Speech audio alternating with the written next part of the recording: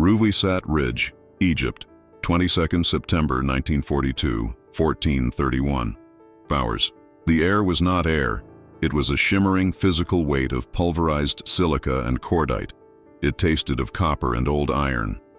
Sergeant Tom Bluey O'Connell pressed his face into the grit of the trench, his knuckles white on the wooden stock of his rifle. 40 yards ahead, the remains of a Bren gun team lay scattered around their silenced weapon. The man who had tried to retrieve them, Private Harris, was now part of the tableau, a dark shape steamed flat by the sun. "He's still there," Bluey whispered, his voice a dry rasp. He didn't need to say who. For 6 hours, death had come from a single, invisible point. It was a machine gun. A German MG-34, dug into a fold of rock and sandbags so perfectly camouflaged it seemed part of the geology. It was 800 yards out, a long shot for infantry, an impossible one for a target you couldn't see. Every time a man moved, a 3-round burst kicked up the sand. Thwip, thwip, thwip.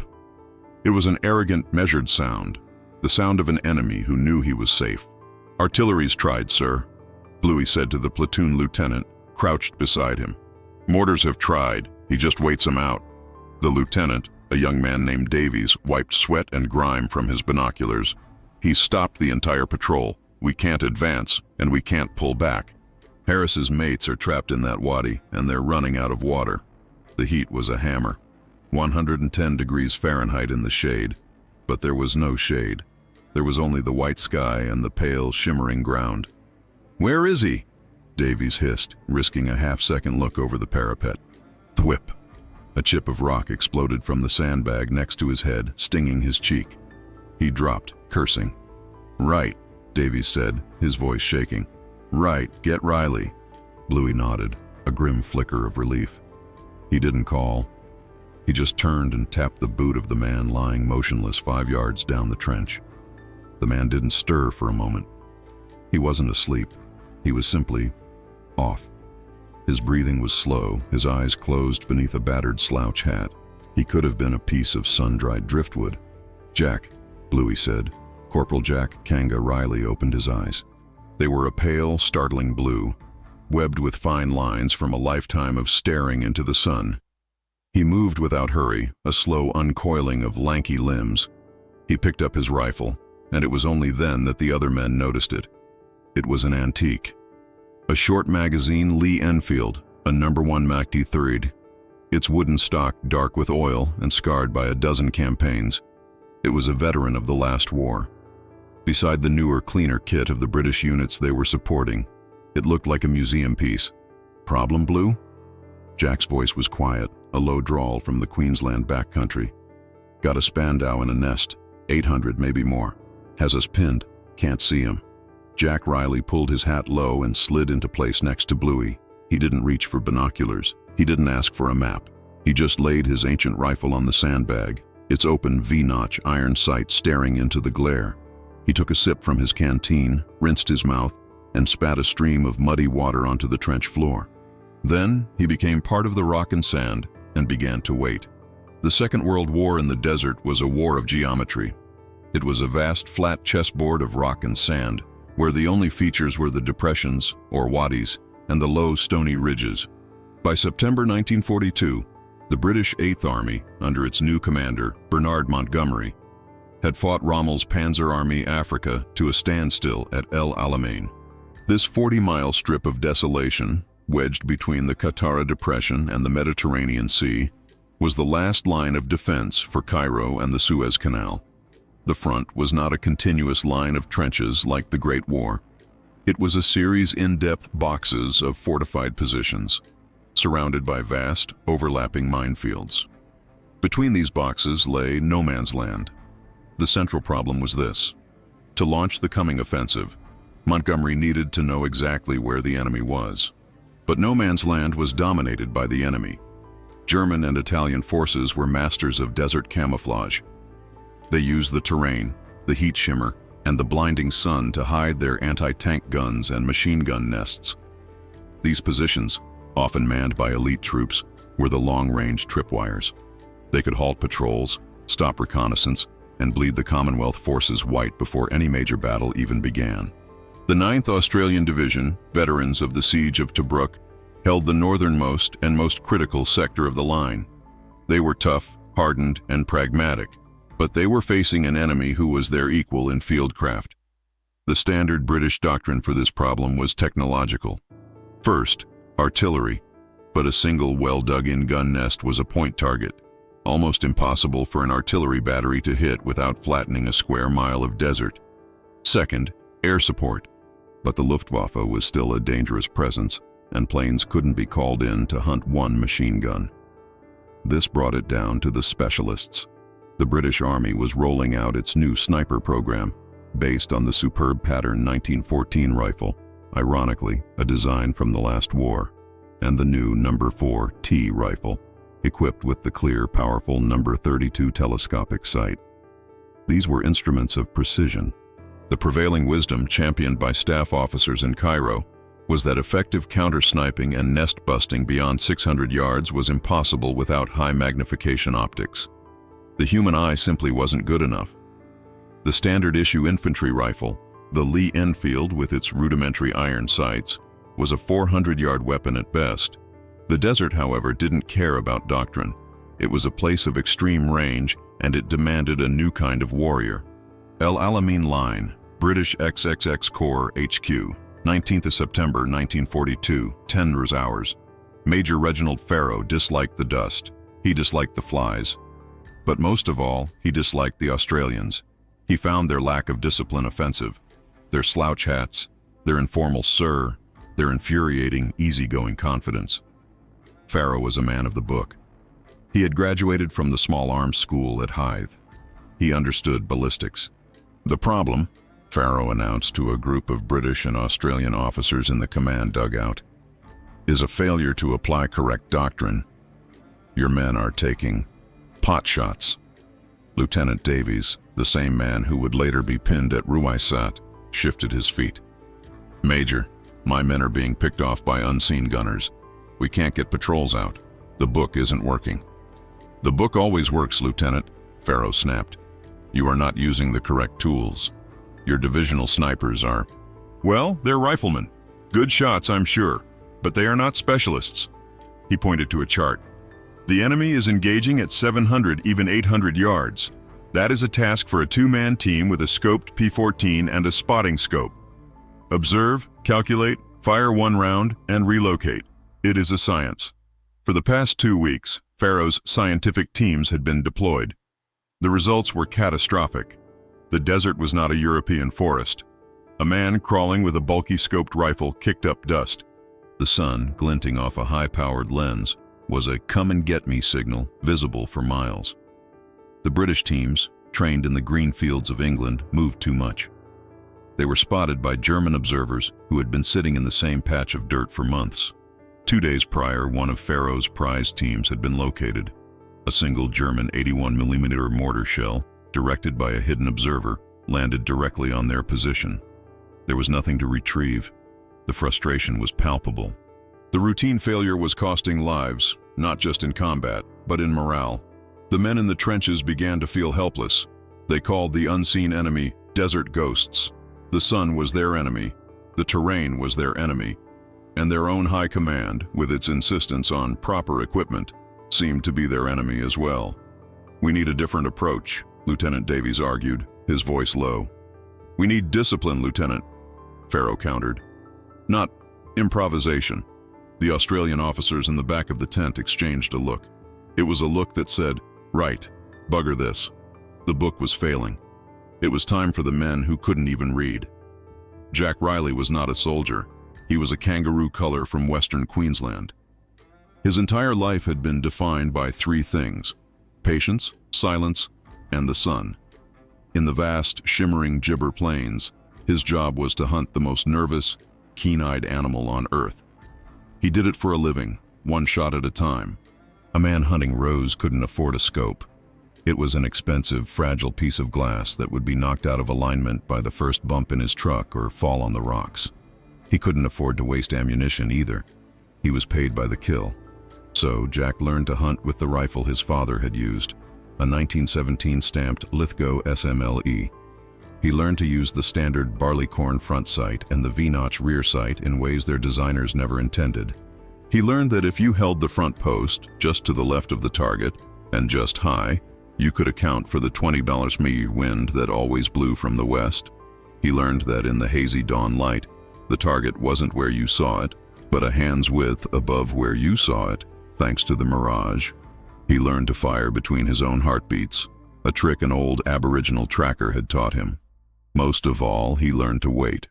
He could lie on sun-baked rock for 10 hours without moving a muscle, letting the flies crawl over his face, his body temperature sinking with the ground around him.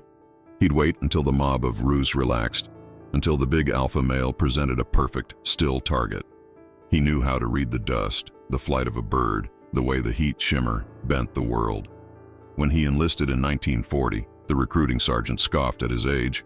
He was 38 and his rifle. But then he'd sent him to the range. Jack had lain down, cycled 10 rounds through his antique so fast it sounded like a machine gun, the famous Mad Minute, and put all 10 into a man-sized target at 500 yards, using iron sights. The Army, deciding not to question a miracle, sent him to the 9th Division. In the desert, he found a terrible familiar home. It was just like the outback, only the kangaroos shot back. He was not an unlikely mind because he was brilliant. He was an unlikely mind because he was empty. He didn't think about doctrine, or ballistics, or the book. He thought about the wind, the sun, and the single perfect moment. His idea was not an invention. It was an instinct. It was the absolute, unshakable confidence that the man was the weapon and the rifle was just the tool. Ruisat Ridge, same day, 14:45 hours. Corporal Riley, Lieutenant Davies said, crawling over. "You see him?" Jack didn't turn. His eyes were scanning the ridge 800 yards away, but not in the way Pharaoh's men had. He wasn't looking for the gun. He was looking for what was wrong. "No, sir," Jack whispered, "but I know where he is." "How?" "You can't possibly see." "The rock," Jack said, his voice flat. "Left of that big overhang. See the shadow?" Davies put his binoculars up. "I see a shadow, nothing else. The shadow's moving. That's just the heat, Corporal. The mirage." "No, sir," Jack said. "The heat's moving right to left. That shadow, part of it, it's trembling, up and down, like a man breathing." Davies stared until his eyes burned. He saw nothing. He looked at Jack, then at Jack's rifle. It was resting on a sandbag, its worn barrel pointing at the ridge.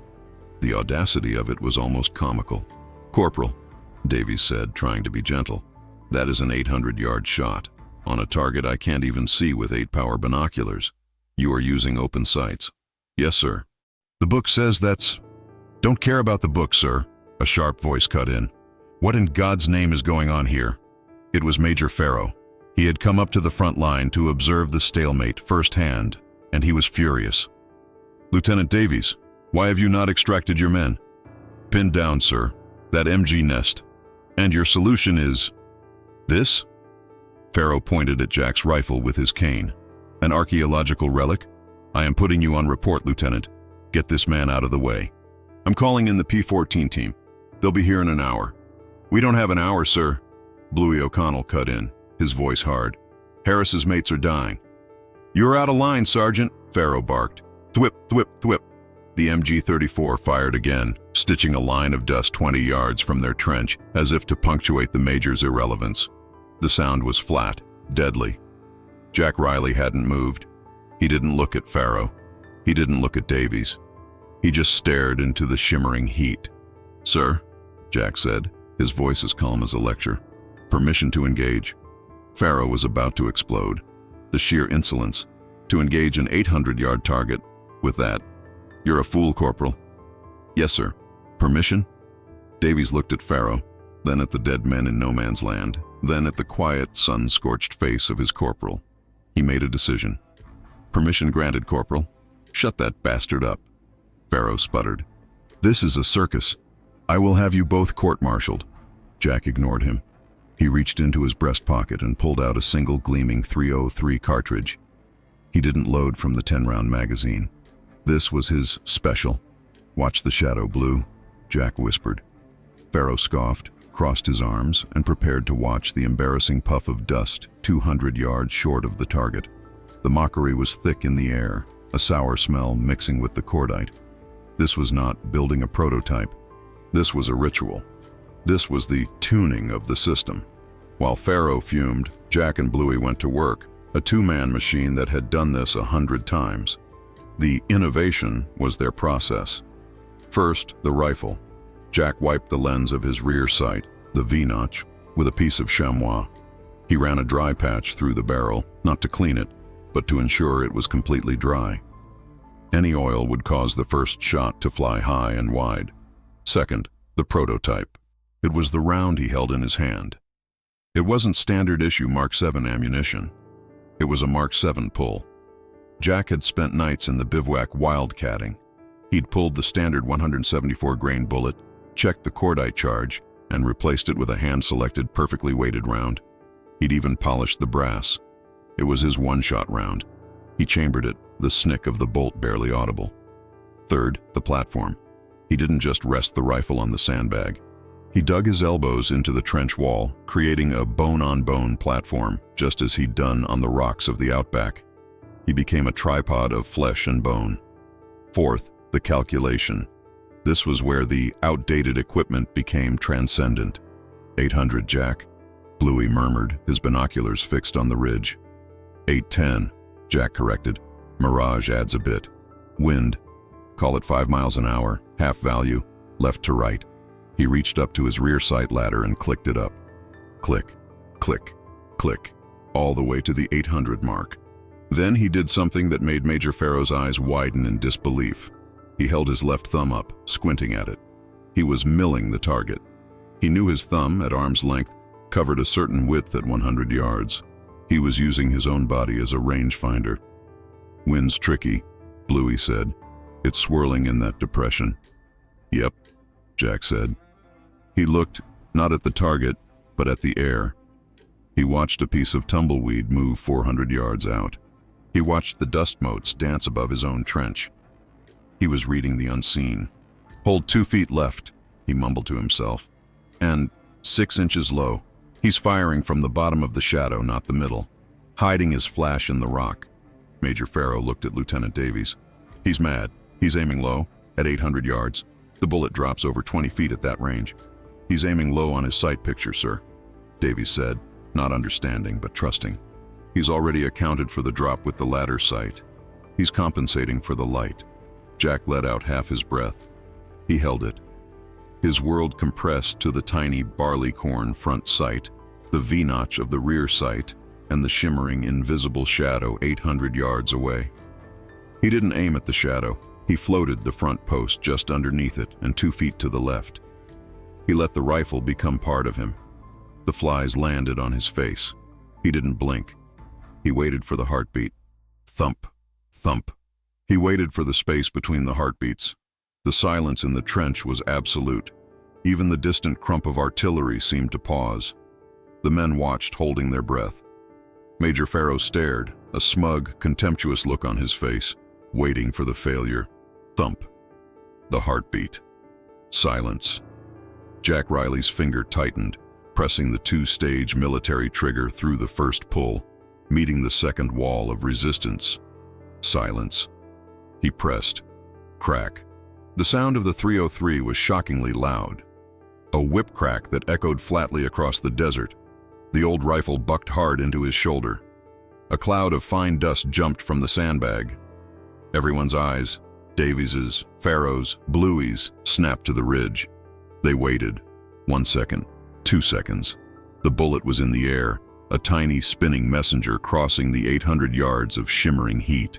There was no sound, no impact, nothing. Pharaoh let out a snort. A complete miss. Of course. I told you, Lou. Wait. Bluey breathed, his binoculars pressed so hard to his face they would leave rings. A full 3 seconds after Pharaoh spoke, a change occurred on the ridge. The trembling in the shadow didn't stop. It changed. A helmet, painted in desert camouflage, slowly, almost lazily, rose up from the rocks and rolled down a scree slope. The trench was silent. My God, Davies whispered. Pharaoh's mouth was open. His face was pale. A lucky shot. A complete fluke. He didn't even... He can't... He's got a mate, Jack, Bluey said, his voice urgent, all business. 2 men. I see the other one. He's moving, traversing the gun. Jack was already working. He hadn't stopped to admire his shot. The instant the rifle fired, his hand had snapped to the bolt, pulling it back, ejecting the hot brass casing. Sherlock. He rammed the bolt forward, chambering a new round from the magazine. The second man was panicking. He wasn't a sniper. He was a gunner. He knew his partner was down, and he was trying to swing the heavy MG-34 to fire at Jack's position. "He's on you, Jack! He sees the dust!" Bluey yelled. Jack didn't have time for the ritual. He didn't have time to aim. He just knew. He saw the flicker of movement in the shadow. He brought the rifle up, used the battle sight set for 300 yards, and held high, compensating with pure instinct. Crack! He fired again. This time the result was instantaneous and horribly clear. 800 yards away, the machine gun, the MG-34 itself, leapt up into the air as if kicked. It spun and crashed onto the rocks. The second man, hit center mass, was thrown backward, disappearing into the darkness of the nest. The silence that followed was different. It was not the silence of tension. It was the silence of completion. The threat was gone. In the wadi 40 yards ahead, a soldier, one of Private Harris's trapped mates, slowly raised his head. He looked back at the trench. He stood up. Nothing. He ran, crouching, back to the British line, falling into the trench, sobbing with relief. Major Pharaoh was staring at the ridge. He was visibly shaking. He lowered his binoculars, his face a mask of disbelief. He looked at the smoking cartridge case at Riley's feet. He looked at the ancient rifle, its barrel already cooling. He turned to the Australian corporal. Jack was already wiping the grime from his bolt. "Right," Jack said quietly to Bluey. "That's that. Got any tea?" The mockery was over. The results had silenced everyone. The victory was fleeting. A hornet's nest had been kicked. The German doctrine was one of immediate, overwhelming response. Losing a key overwatch position was not just a loss, it was an insult. And the sound of 2 precisely aimed rifle shots, followed by the silencing of their prize MG-34, told them exactly what had happened. They had a sniper. "Mortars!" Bluey screamed, his voice cracking. "Incoming!" The air was split by the sound of a dozen angry hornets, the high-pitched, terrifying shriek of 81mm mortar rounds. The German observers had Jack's position bracketed. Hoomp, hoomp, hoomp, crump. The world exploded. Sand, rock, and black, oily smoke erupted 30 yards in front of the trench, then 20 yards behind it. The percussion was a physical blow, punching the air from their lungs. "They're walking them in!" Davies roared. "Pull back! Fall back to the reserve trench!" Men scrambled, grabbing their gear, their faces white with terror. Crump, crump, boom! A shell landed directly on the parapet where Jack had been lying. The sandbags he had used as a rest vaporized. He and Bluey had already moved, rolling and crawling down the trench line. "Major, move it!" Bluey yelled, grabbing the stunned Pharaoh by the collar and dragging him. This is not doctrine," Pharaoh stammered. "It's bloody running, sir. Get on with it." Jack Riley, however, was not running. He was moving, but with a different purpose. He grabbed Bluey. "No, not back. Forward." "What? Are you mad, Kanga? They're shelling this line." "They're shelling where we were," Jack said, his voice sharp, alive. "They think we're retreating, but the observer, the one calling the mortars, he's still watching." Jack pointed, not to the ridge, but to a different patch of ground, 500 yards away, to their right flank. A dead patch of scrubby bushes. "He's there." "You can't know that," Davies said, joining them. "He'd need an angle on our trench and the MG nest to coordinate," Jack explained, talking fast. "That's the only spot. He's in that scrub." The shells were still raining down on their old position, a furious, vengeful storm of steel. The enemy was saturating the area. "Right," Jack said to Bluey. "You, me, we're going hunting." "Jack, that's suicide," Davies protested. No, sir. This is the relocation part the major was on about. He gave a grim smile. Cover us.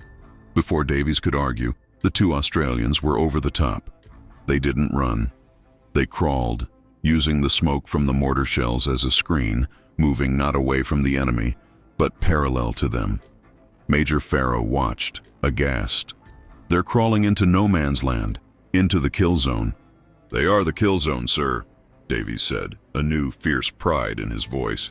He waved to his Bren gunner. Give 'em cover. Fire on that ridge. Keep their heads down. The Bren gun opened up, its steady burp, burp, burp, providing a baseline of noise.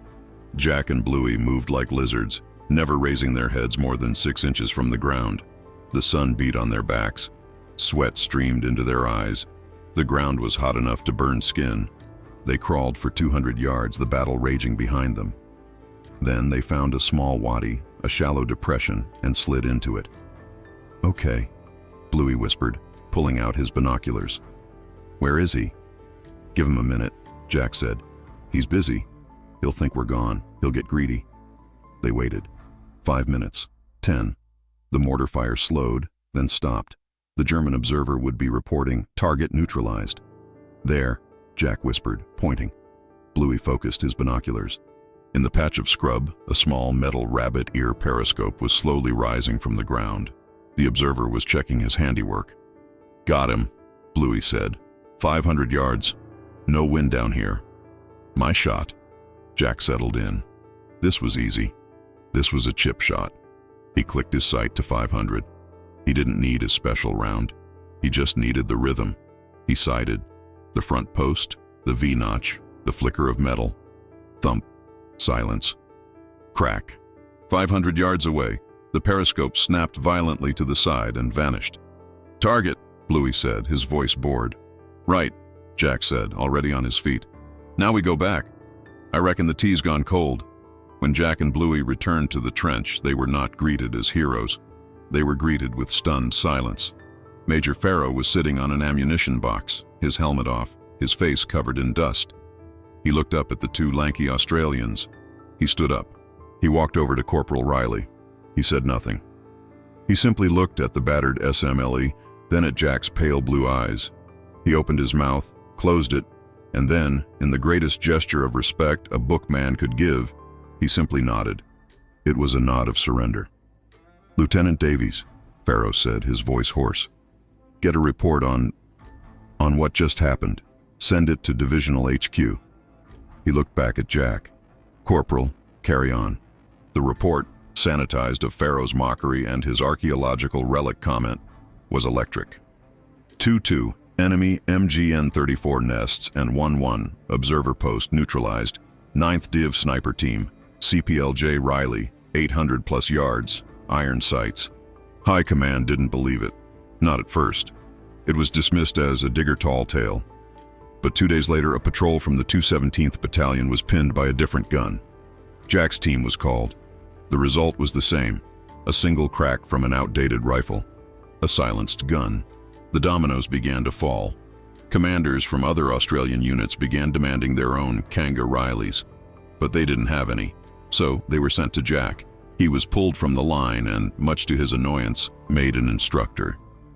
But he didn't instruct in a classroom.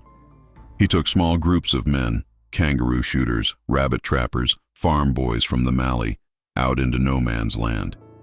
He didn't teach them ballistics. He taught them how to see. Stop looking for the man, he'd tell them, his voice a low whisper in the dark. Look for the thing that doesn't belong. The rock that's too square, the shadow that's too dark, the bush that's too new. He taught them his mad-minute trick, not for speed, but for follow-up. He taught them to trust their rifles, to learn the feel of them. Soon the entire El Alamein line was seeded with Australian snipers. They weren't snipers in the European sense. They were hunters. They used their standard-issue, outdated rifles to do impossible things. The effect on morale was profound. The desert ghosts were no longer invisible. No man's land, once the enemy's sanctuary, became a stalking ground. German and Italian soldiers, once arrogant in their deep camouflaged pits, began to feel the prickle on the back of their necks. They started making mistakes. They moved when they shouldn't. They showed their heads. And every time they did, a digger with an old rifle was waiting. The legend of the Australian sniper at Alamein was born not from new technology, but from the rejection of it, from the ancient patient skills of the hunter. The Riley method spread, and with it, a wave of battlefield innovation. The diggers, unbound by Pharaoh's book, began to adapt their outdated tools. They weren't field modifications so much as personalizations. Men began tuning their SMLE triggers, filing the sears for a cleaner, crisper break.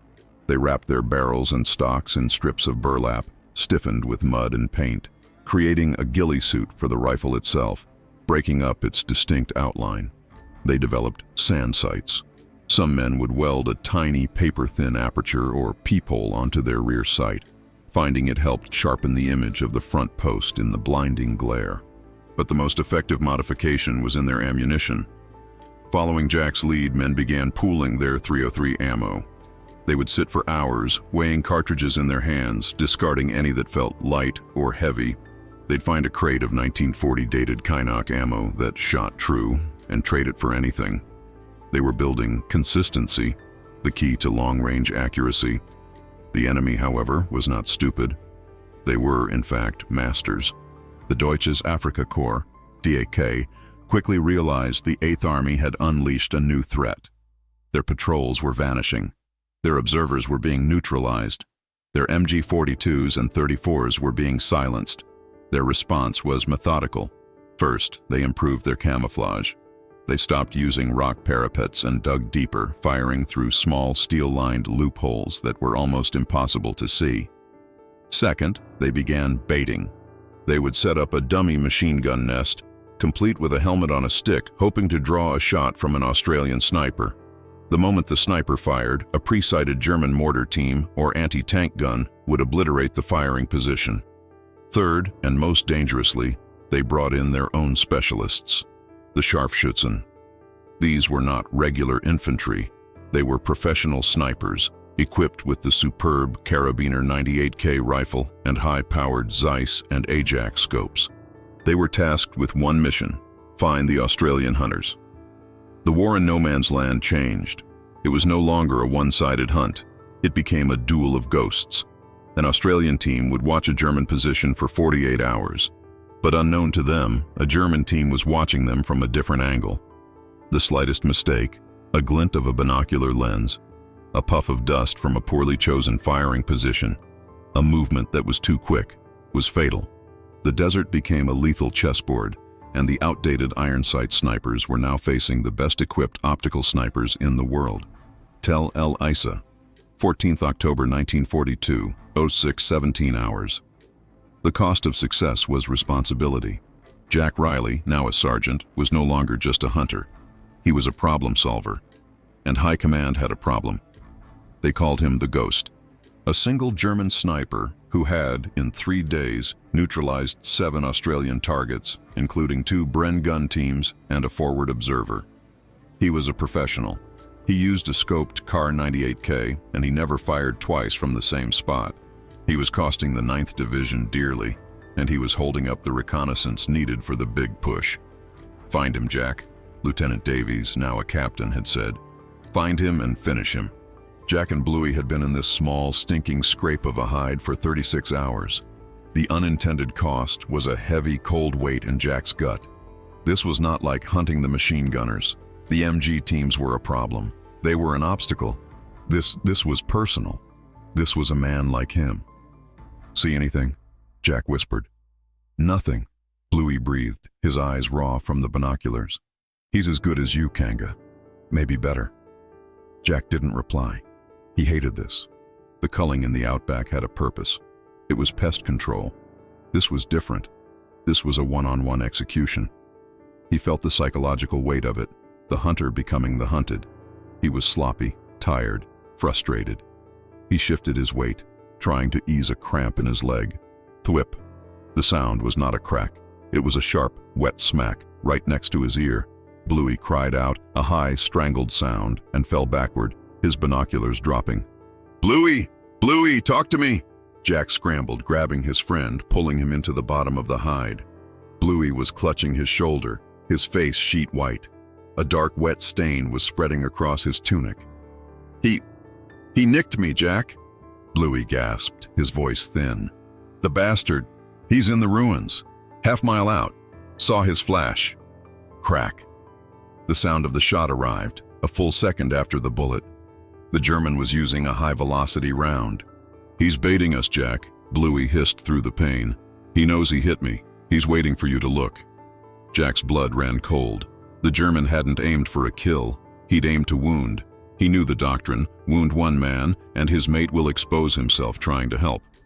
Jack's hands were shaking, not with fear, but with a cold, white-hot rage. This ghost had broken the code. He had injured his spotter. He had injured Bluey. "Right," Jack said, his voice a low growl. He grabbed his field dressing and pressed it hard against Bluey's wound. "Hold that. Don't move. Jack, don't. He's waiting. It's a trap." "I know." Jack took his own slouch hat. He slowly, centimeter by centimeter, pushed it up over the parapet on a stick. Crack. A hole exploded in the felt, splintering the stick. The shot was perfect. "Gotcha," Jack whispered. He knew exactly where the German was. The ruins was a small, shelled-out Egyptian hut 900 yards away. The shot had come from the left window, but the German was already moving. He wouldn't be there. He'd be at the right window, or the roof, or a hole in the wall. This was the duel. The outdated rifle against the scoped marvel. The Queensland hunter against the Bavarian specialist. "Stay down, Blue," Jack ordered. He took his own rifle. He didn't go to the parapet. He crawled 20 yards to the side of their hide, to a different firing position. He waited. He knew the German's mind. The German had fired twice. He would be confident. He would want to confirm his kills. He would look. 1 minute, 2. A flicker of movement in the right window of the hut, the glint of a Zeiss lens. Jack didn't hesitate. He didn't aim. He fired. It was 900 yards. It was an instinctive snapshot. Crack. He didn't wait to see the result. He bolted another round. He fired again. Crack, and again. Crack. He emptied his magazine into the shadow of that window, not in a panic, but in a cold, methodical rhythm. He wasn't trying for a perfect shot. He was suppressing, winning the fight through sheer, relentless, mad-minute accuracy. The return fire never came. The glint in the window was gone. The duel was over. Jack crawled back to Bluey, his rage gone, replaced by a hollow, sick feeling. He had won, but it felt like a loss. He lifted his friend, whose face was graying, and began the long, slow crawl back to his own lines. El Alamein, Northern Sector, 23rd October, 1942, 21:40 hours. The night was shattered. At 21:40, Operation Lightfoot began. 1,000 British guns opened fire simultaneously. The barrage was not a sound. It was a physical event that tore the sky apart. The desert floor jumped. The air pressure felt like a giant's hand clamping down. This was the big push. Under this umbrella of screaming steel, the sappers and infantry advanced into the minefields. But Jack Riley and his hunters had moved hours before. Their mission was not to fight in the main battle. Their mission was to enable it. Spread out in two-man teams all along the 9th Division's front, they had crawled deep into no man's land, bypassing the first minefields. Their targets were the spoilers, the German machine gun posts and anti-tank gun nests that were outside the main artillery target zones, dug in to catch the advancing infantry in a devastating crossfire. At 22:01, as the first wave of diggers stood up, Jack's teams went to work. The night was lit by the strobing flashes of the artillery. In that flickering, hellish light, the German gunners, their heads down from the barrage, manned their weapons. From 500 yards, a digger sniper saw a silhouette. Crack. A PaK-38 anti-tank gun commander fell. His team, confused, fumbled in the dark. From 300 yards, another team saw the muzzle flash of an MG-42. 2 rifles fired as one. Crack, crack. The gun fell silent. All along the line, the story was the same. Jack, his arm around the recovering Bluey in a forward OP, listened to the battle. He wasn't listening for the artillery. He was listening for the gaps. He was listening for the machine guns that weren't firing. The 9th Division's advance was brutal, a meat grinder. But it worked. They breached the Devil's Gardens. The spoilers that should have cut them to ribbons were silent, their crews neutralized by single shots from the dark. The outdated rifles had cleared the path. When the battle was won, and Rommel was finally in full retreat, the 9th Division was pulled from the line. They had been the iron linchpin of the 8th Army. Jack Riley received no medal for his duels. He was given the Military Medal, MM, but the citation was for courage and devotion to duty during the advance, a generic bland phrase that said nothing of the 800-yard shots, the ghost he had dueled, or the new doctrine he had forged. His recognition came from his men. As he boarded the truck to leave the desert, Major Farrow, the bookman, was there. He walked up to Jack and, this time, he offered his hand. "Corporal," Farrow said. He'd been promoted to sergeant, but Farrow used his old rank. "I was incorrect. What you men do, it is not in any book I have read." "Just huntin', sir," Jack said, shaking his hand. "No," Farrow said, looking at the battered SMLE. "It was artistry. Barcaldine, Queensland, Australia, 1985. The air is thick with the smell of dust and eucalyptus. An old man sits on the veranda of a small farmhouse, looking out over a vast, shimmering plain of red dirt. The sun is low, painting the sky in violent streaks of orange and purple. The man is Jack Riley. He is 81 years old. His pale blue eyes are still sharp, but they are tired. A young man, a historian from the Australian War Memorial, sits opposite him, a tape recorder on the table. "So, the reports were true, Mr. Riley. The 800-yard shot, with iron sights." Jack takes a long sip of his beer.